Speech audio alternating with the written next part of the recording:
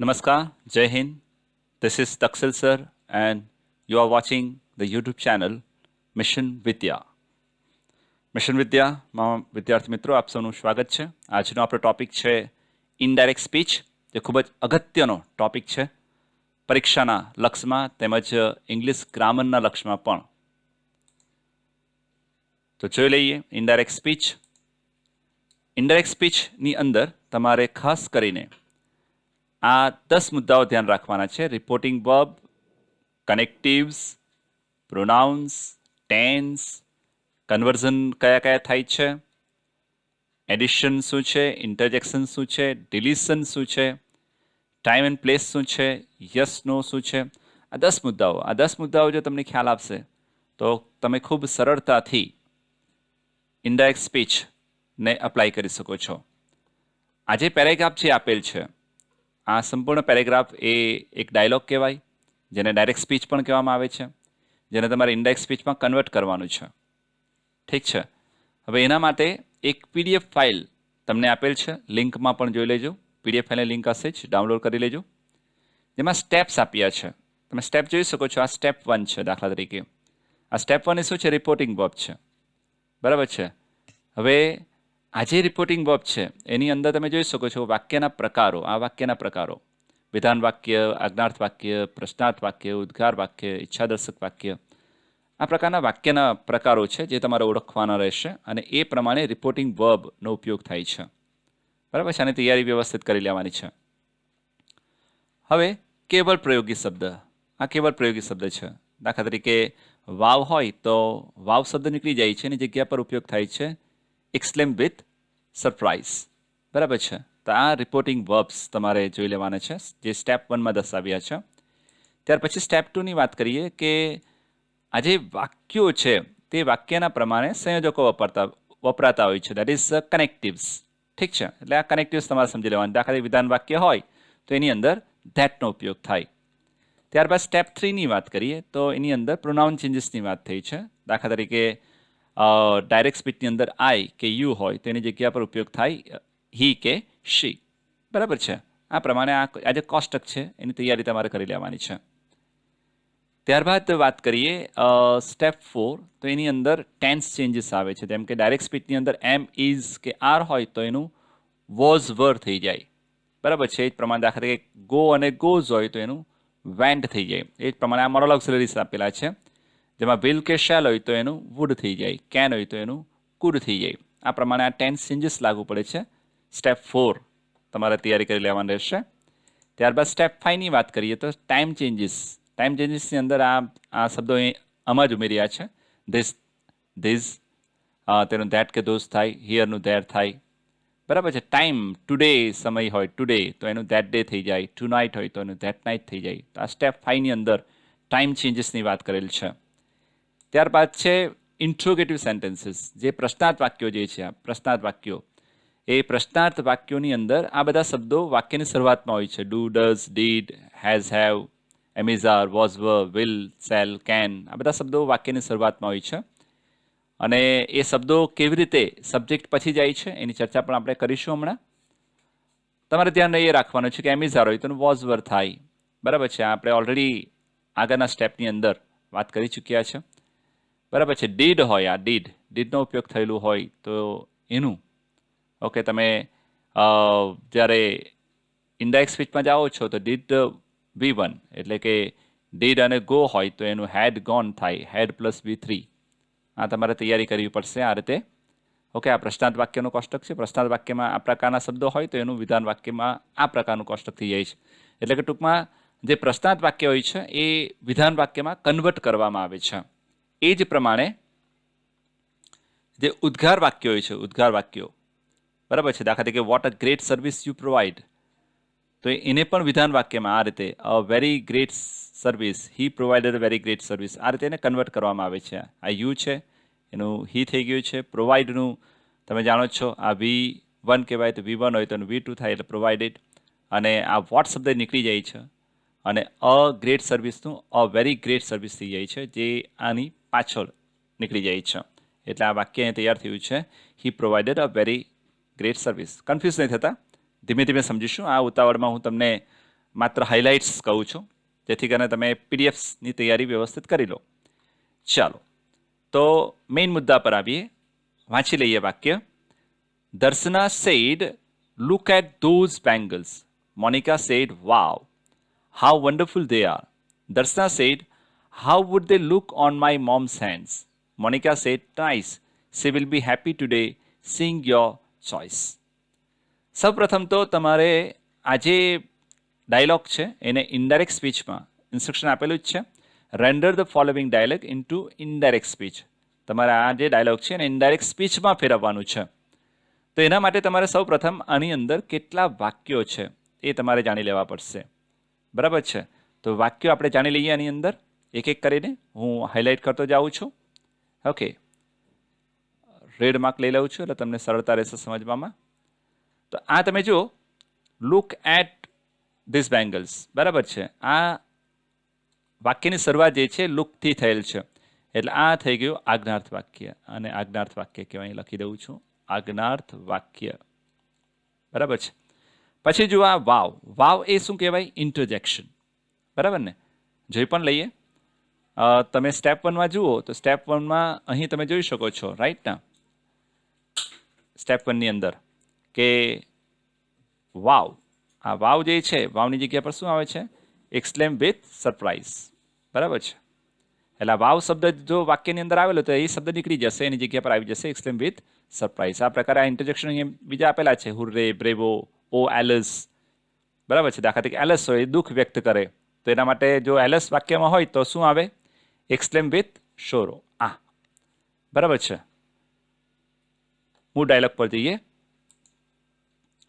તો અહીંયા વાવ છે. બરાબર છે? એટલે વાવ છે એટલે એને આપણે વાક્ય તરીકે નહીં લઈશું, એ માત્ર ઇન્ટરજેક્શન છે.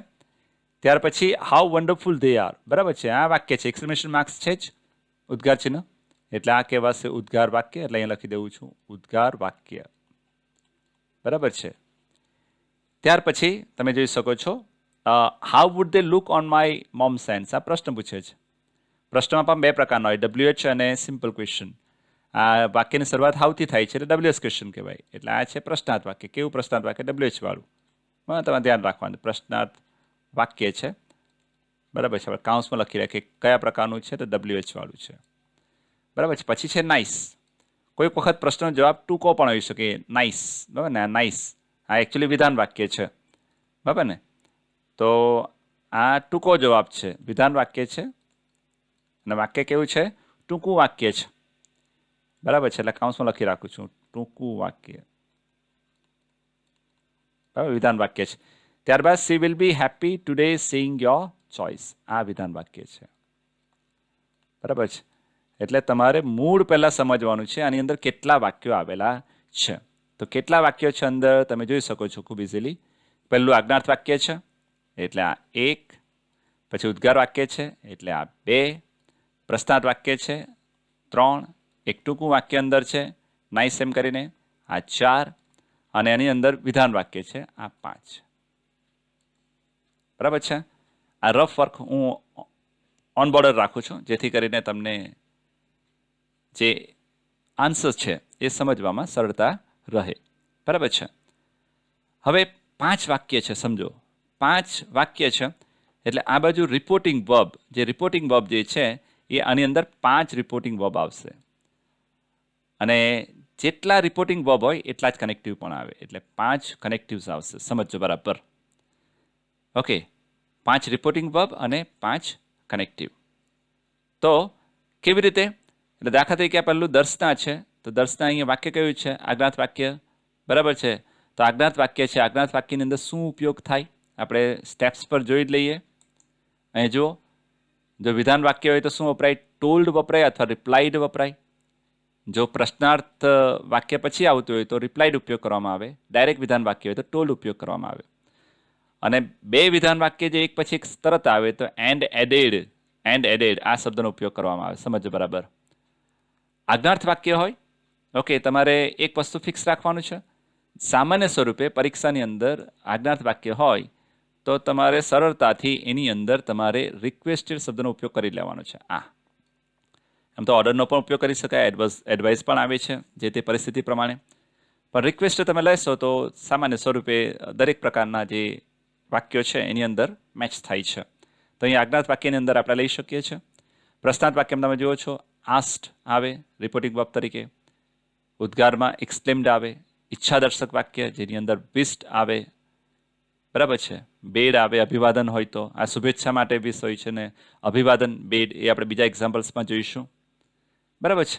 તેની સાથે સાથે તમારે ધ્યાન રાખવાનું છે કે વાક્યના પ્રકાર પ્રમાણે વિધાન વાક્ય જો હોય, બરાબર છે, વિધાન વાક્ય જો હોય તો એની અંદર સંયોજક તરીકે ધેટનો ઉપયોગ કરવામાં આવે છે. પ્રશ્નાર્થ વાક્યની અંદર સિમ્પલ ક્વેશ્ચન હોય તો વેધર આવે અને WH જો અંદર આપેલું જ હોય તો તે જ WHનો ઉપયોગ આપણે કરીશું. ઉદ્ગાર વાક્યની અંદર ધેટ આવે છે. આજ્ઞાત વાક્ય હોય તો ટુ, આ ટુ. આજ્ઞાત વાક્યમાં કંઈક કરવા માટે કહેવામાં આવેલું હોય, દાખલા તરીકે વોચ ટીવી જુઓ, તો એ હકાર વાક્ય કહેવાય, તો એની અંદર ટુ આવે. Don't watch TV, don't watch, બરાબર ને, આ ડોન્ટ શબ્દનો ઉપયોગ કરેલો હોય તો ડોન્ટ આવેલો હોય ત્યારે આપણે ડોન્ટ શબ્દને કરી નાખીએ છીએ અને એની જગ્યાએ આપણે નોટ ટુનો ઉપયોગ કરીએ છીએ. બરાબર છે. તો આ તમારે કનેક્ટિવ્સ ધ્યાન રાખવાના છે. ચાલો હવે શરૂઆત કરીએ એટલે ધીમે ધીમે તમને સમજ પડતું જશે. બરાબર છે. તો આન્સર લખતો જ આવું છું, તમે ધ્યાન આપજો. સૌપ્રથમ તો આની અંદર બે વ્યક્તિઓ વચ્ચે વાતચીત થયેલ છે. કોણ કોણ? એક દર્શના છે અને એક મોનિકા છે. બરાબર છે, આ બે વ્યક્તિ. હવે શરૂઆત કરીએ તો પહેલું જે વાક્ય જે છે, પહેલું વાક્ય શું છે? આજ્ઞાર્થ વાક્ય છે. તો આપણે લખીશું દર્શના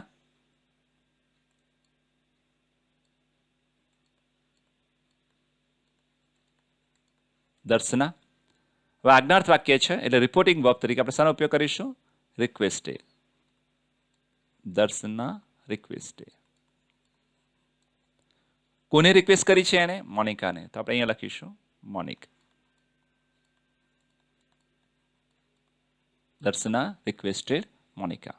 તો આ તમારો થયો રિપોર્ટિંગ વર્બ. આ રિપોર્ટિંગ વર્બ છે.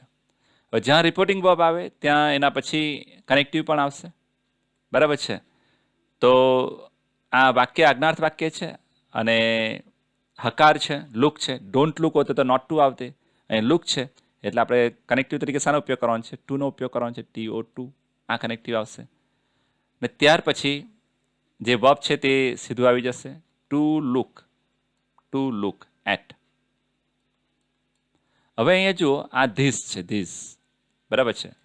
તો આ ધીસ જે છે એ ટાઈમ એન્ડ પ્લેસની અંદર આપણે મૂકીએ છીએ. અહીં જે મુદ્દો છે ને ટાઈમ એન્ડ પ્લેસ, બરાબર છે. અને તમને ખ્યાલ છે કે ધીસ હોય તો એનું શું થાય? ધોસ થાય. બરાબર છે. તમને એક વખત એ સ્લાઇડ પર લઈ પણ જાઉં છું જ્યાં આપણે ટાઈમની વાત કરી છે. બરાબર છે. અહીં જોઈ લો, આ ધીસ કે ધીસ હોય તો એનો ધેટ કે ધોસ થાય. બરાબર છે. એટલે આ રીતે તમે આની તૈયારી જો કરી લો તો તમને ખૂબ જ સરળતા રહેશે. બરાબર છે. ઓકે. સો આજે ધીસ છે,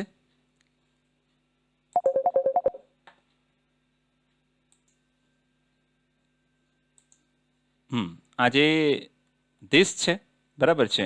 એનું થઈ જશે ધોઝ. એટલે અહીંયા લખી દઈએ those. To look at those, THOSE. Look at those bangles.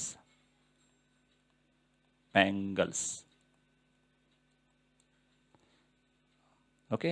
Online ટેબ્લેટનો ઉપયોગ પહેલી વખત કરી રહ્યો છો એટલે અક્ષર એટલા સારા નહીં હશે, એટલે સમજી લેશો. Okay. So Darshana requested Monika to look at those. બરાબર ને, આ એક ચેન્જ લાગુ પડ્યું છે. Look at those bangles. હવે નેક્સ્ટ છે, તમે જોઈ શકો છો વાવ. બરાબર છે. વાવ એ શું છે? ઇન્ટરજેક્શન છે. તો આપણે શું લખીશું અહીંયા? મોનિકા વાવ છે, બરાબર ને. વાવ શબ્દનું શું થશે? Exclaim with surprise. તો મોનિકા exclaimed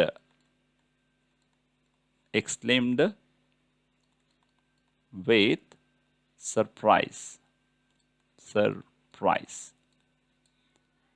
બરાબર છે. exclaim with surprise. Monika exclaim with surprise. હવે ઉદ્ગાર વાક્ય છે એટલે શું વપરાશે? કનેક્ટિવ તરીકે that વપરાશે. exclaim with surprise that. આ રિપોર્ટિંગ વર્બ અને આ એનું કનેક્ટિવ. આ વિથ સરપ્રાઇઝ ક્યાંથી આવ્યો છે? આ વાવ શબ્દ પરથી. અને વાવ શબ્દ એ શું થશે? નીકળી જશે. એટલે અહીં એક શબ્દ વાપરે ડિલિશન. એટલે જે શબ્દો નીકળી જતા હોય એના માટે આપણે ડિલિશન તરીકે આ વાવ નીકળી જશે એમ. બરાબર છે ને? વાવ એ અહીંયા પણ ઇન્ટરજેક્શન પણ ગણાય. બરાબર છે? એટલે તમારે ધ્યાન રાખવાનું છે. વાવ શબ્દ ઇન્ટરજેક્શન ગણાય એટલે આપણે એક્સપ્લેન વિથ સરપ્રાઇઝ શબ્દ ઉપયોગ કર્યો છે ને એ શબ્દને આપણે કાઢી નાખવાનો છે. એટલે ડિલિશન પ્રોસેસ કહેવાય એને. કાઢી નાખવું, ડિલીટ કરી નાખવું. એટલે કયા કયા શબ્દો ડિલીટ કરી નાખવાના છે, શું પ્રોસેસ થાય છે, તમારે સમજતા જવાનું છે. ઓકે, હવે આ મુદ્દાને વ્યવસ્થિત સમજો. આ થોડુંક પહેલાં અલગથી આપણે સમજી લઈએ. રેડથી એને નીચે આપણે હાઇલાઇટ કરીને સમજાવું છું. આ સમજો. વાક્ય શું છે કે હાઉ વન્ડરફુલ દે આર. જોજો બરાબર, ખૂબ ધ્યાન આપજો. How wonderful they R. How wonderful they R. બરાબર છે, એનો ઉદ્ગાર ચિહ્ન. આ ઉદ્ગાર વાક્ય છે. હવે ડાયલોગને ઇનડાયરેક્ટ સ્પીચની અંદર ફેરવતી વખતે તમારે આને કન્વર્ટ કરવા પડે. એટલે અહીં એક મુદ્દો છે કન્વર્ઝન. આ જોજો, આ કન્વર્ઝન તમારે કન્વર્ટ કરવા પડે. ઉદ્ગાર વાક્ય હોય અને પ્રશ્નાર્થ વાક્ય હોય તો બંને કન્વર્ટ થાય એમ. શામાં? વિધાન વાક્યમાં. તો આનું કન્વર્ઝન કેવી રીતે કરવાનું એ આપણે સમજી લઈએ. બરાબર છે? સમજજો, બરાબર ધ્યાન આપજો. તો આ જે વાક્ય જે છે એમાં હાઉ જે છે, હાઉ શબ્દ નીકળી જશે અને એની જગ્યા પર આવી જશે વેરી. બરાબર છે? એટલે આ તમારું શું થયું? Very wonderful.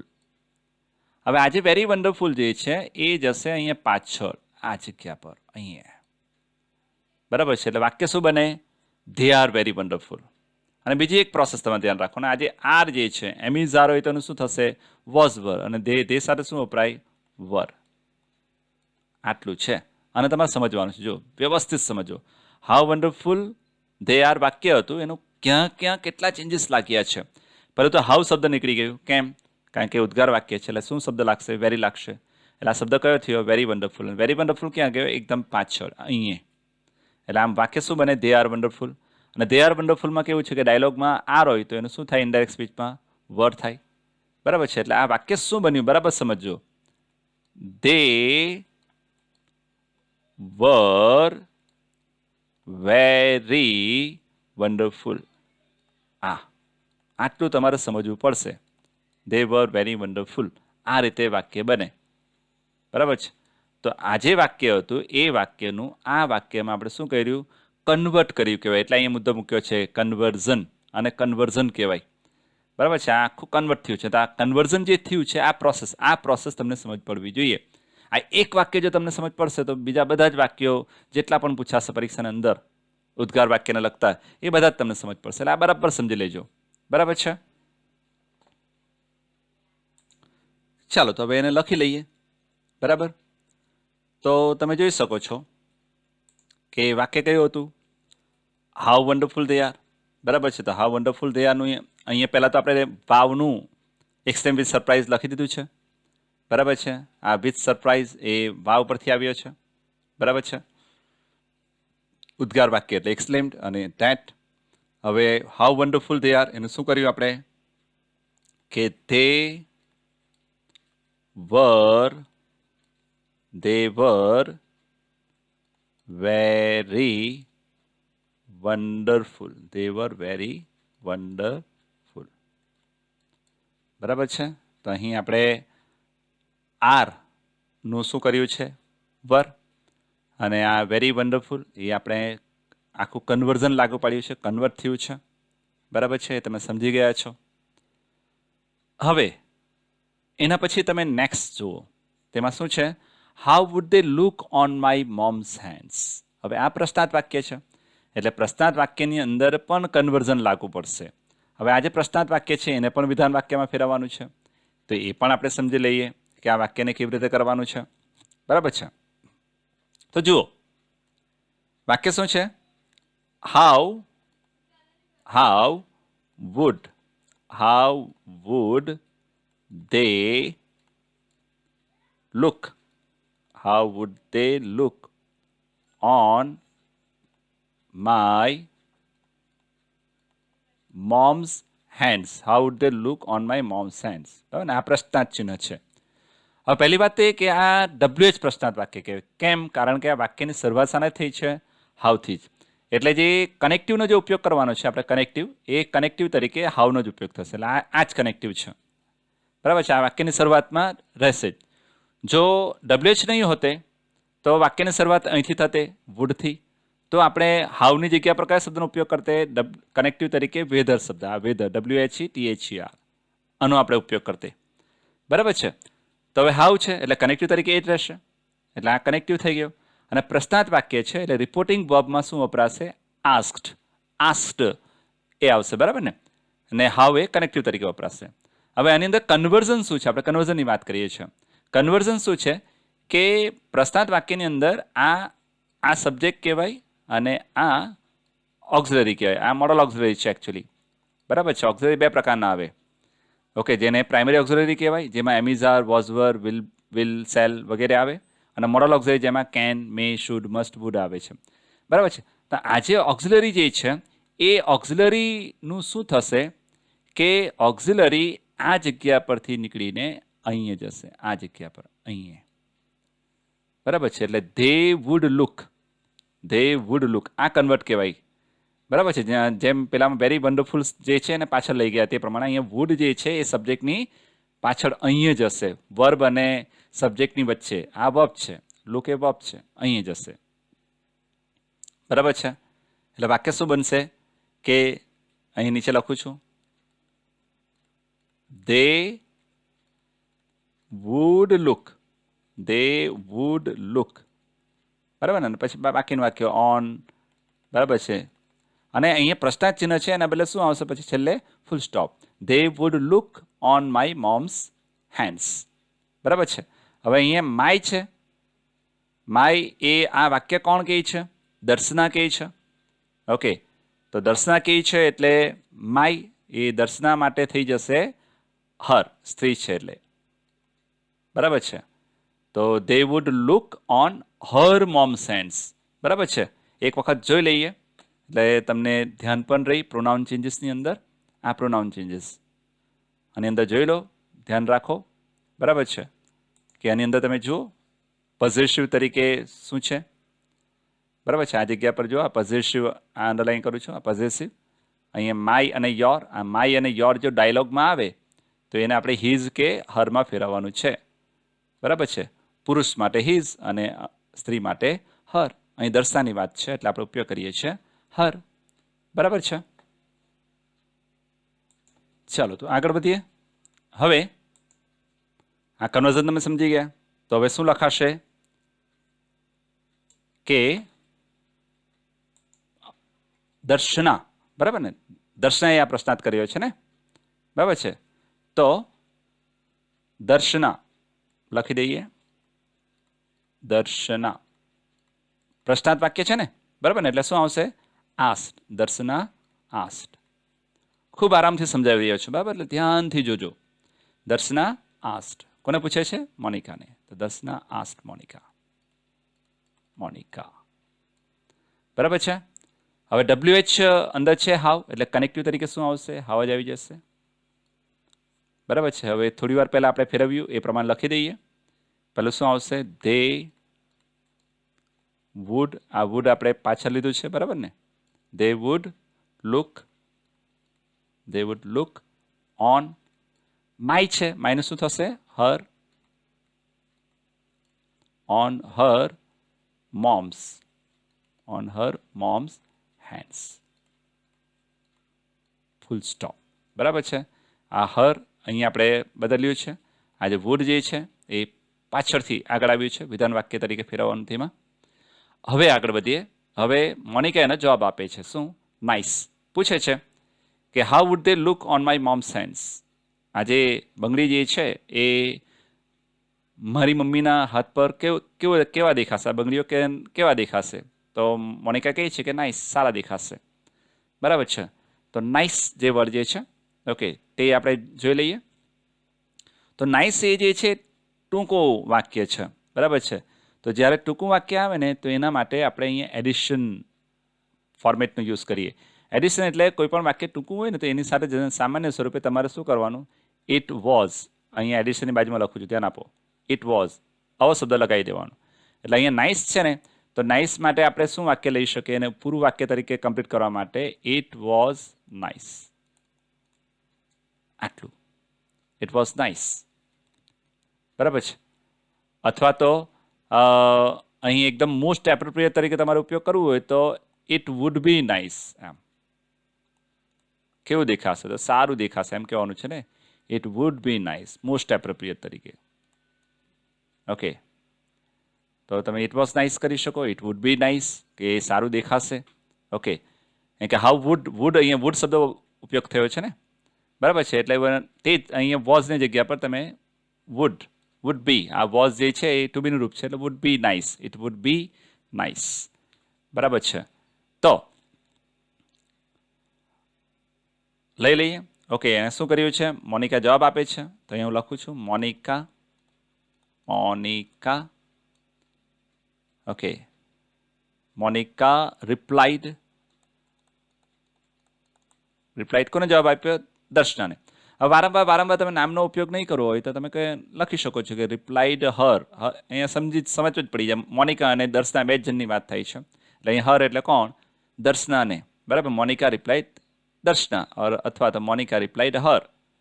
બરાબર છે. અને વિધાન વાક્ય છે એટલે કનેક્ટિવ તરીકે આપણે ઉપયોગ કરીશું ધેટ. અને ટૂંકું વાક્ય છે એને લંબાવવા માટે આપણે શું લગાવીએ છીએ? ઇટ વોઝ કરી દેવાનું અથવા ઇટ વુડ બી કરી દેવાનું. અહીં આપણે ઇટ વુડ બી લઈ લઈએ. It would be nice. હા, બરાબર છે. હવે જુઓ, વિધાન વાક્ય પછી વિધાન વાક્ય પછી તરત વિધાન વાક્ય આવતું હોય, બે વિધાન વાક્ય હોય તો, બરાબર ને? થોડુંક પેજ સ્ક્રોલ કરી લઈએ. અહીંયા જુઓ આ જગ્યા પર, બરાબર છે. બે વિધાન વાક્ય હોય, બરાબર ને? બે વિધાન વાક્ય જો હોય તો આપણે એન્ડ એડેડ આવો રિપોર્ટિંગ વર્બ તરીકે ઉપયોગ કરવાનો. એન્ડ એડેડ, બરાબર છે. તો ઉપયોગ કરી લઈએ અહીંયા. ઓકે, તો શું આવશે? And added. અને વિધાન વાક્ય છે ને, બરાબર છે. એન્ડ એડેડ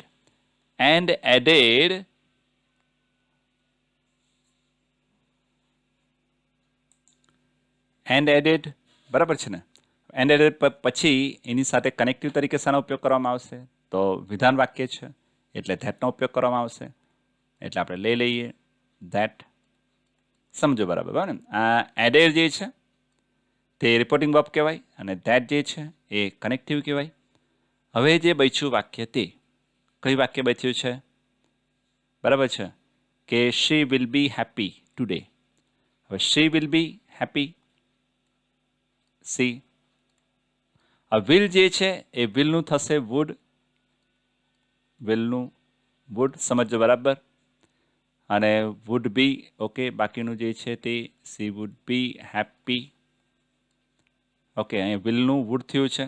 તમારે ધ્યાન રાખવાનું છે, ટેન્સ ચેન્જ કહેવાય એને. બરાબર છે. અને એમાં તમે જોશો ટુડે, તો ટુડે જે છે એનું શું થશે? That day. તો આ ધેટ ડે, ટુડેનું ધેટ ડે. સિંગ. હવે જો યોર શબ્દ છે તો યોર આવે તો એનું શું થશે? હર. માય કે યોર હોય તો એનું હિઝ કે હર કરવાનું છે. અહીં સ્ત્રીલિંગ છે એટલે હર થશે. સિંગ હર. એટલે આ હર અને ત્યારબાદ ચોઇસ. ચોઇસ. તો આ સંપૂર્ણ ઇનડાયરેક્ટ સ્પીચમાં કન્વર્ટ કર્યું છે. બરાબર છે. તો આજે લાસ્ટમાં જે આપણે ચેન્જીસ કર્યા છે એને એક વખત ધ્યાનથી જોઈ લઈએ જેથી તમારા મનની અંદર કોઈ પણ પ્રકારના કન્ફ્યુઝન ન રહે. બરાબર છે. તો અહીં ટુડે છે તો ટુડે એ તમે જોઈ શકો છો. ટાઈમ ચેન્જ તમને ખ્યાલ હોય તો આ ટુડેનું ધેટ ડે થાય તો આપણે એ જ પ્રમાણે ટુડેનું ધેટ ડે કર્યું. બરાબર છે. અને ત્યાર પછી જે આ માય અને યોર, તમને ખ્યાલ છે માય અને યોર હોય તો એનું શું થાય? હિઝ કે હર. તો તે આપણે લાગુ પાડ્યું. બરાબર ને? તો આ ટુડેનું ધેટ ડે, યોર હતું એનું હર કર્યું. અને આજે વિલ છે, બરાબર ને? વિલનું વુડ એ ક્યાં લાગુ પડે? તો ટેન્સ ચેન્જીસ એ તમને ખ્યાલ હશે. ઓકે, તો ટેન્સ ચેન્જનું જે કોષ્ટક છે એના પર ધ્યાન કરીએ. તો અહીં તમે જોઈ શકો છો વિલ કે સેલ આવેલું હોય તેનું વુડ કર્યું. ઓકે, તો આમ તમે જો step 1, step 2, step 3, step 4, step 5, step 6 અને સ્ટેપ 7. ઓકે, આ બધા સ્ટેપને એક વખત ધ્યાનથી જોઈ લો અને ત્યાર પછી આ જે સોલ્યુશન છે એને તમે સમજવાનો પ્રયાસ કરશો તો ખૂબ સરળતાથી તમે એને સમજી શકશો. બરાબર છે. એ ખાસ ધ્યાન રાખો, રિપોર્ટિંગ વર્બ, કનેક્ટિવ્સ, પ્રોનાઉન્સ કયા કયા ચેન્જ કર્યા છે, ટેન્સ કયા કયા ચેન્જ કર્યા છે, કન્વર્ઝન આપણે લાગુ પાડ્યું છે તે, એડિશન શબ્દ ઇટ વોઝ ઉમેર્યું તે, ઇન્ટરજેક્શન જે આપણે વાવ જે છે એ શબ્દનો ઉપયોગ કર્યો તે, ડિલિશન વાવ શબ્દને કાઢી નાખ્યો છે, ટાઈમ એન્ડ પ્લેસની વાત કરીએ. ઓકે, તો અંદર જે ટાઈમ પ્રમાણે ટુડેનું ધેટ ડે કર્યું છે તે, યસનો આ વાક્યમાં કોઈ પણ જગ્યા પર યસનો ઉપયોગ થયેલો નથી. ઓકે, ટૂંકમાં આ વાક્યની અંદર આ રિપોર્ટિંગ વર્બ હતા, કનેક્ટિવ્સ હતા, પ્રોનાઉન્સ હતા, ટેન્સ હતા, કન્વર્ઝન કર્યું, એડિશન કર્યું, ઇન્ટરજેક્શન પણ ઉપયોગ કર્યો, ડિલિશન પર કર્યું અને ટાઈમ એન્ડ પ્લેસ પણ ચેન્જ કર્યું. આમ 9 ટોપિક અંદર લાગુ પડ્યા છે. આ 9 ટોપિક તમને સંપૂર્ણપણે ખ્યાલ આવે તો ડાયલોગને તમે ઇન્ડાયરેક્ટ સ્પીચમાં ફેરવી શકો છો. આભાર, ધન્યવાદ. આશા રાખું છું કે સમજ પડી હશે. જો સમજ પડી હોય તો મિશન વિદ્યા ચેનલને સબસ્ક્રાઇબ કરવાનું ભૂલશો નહીં. જય હિન્દ.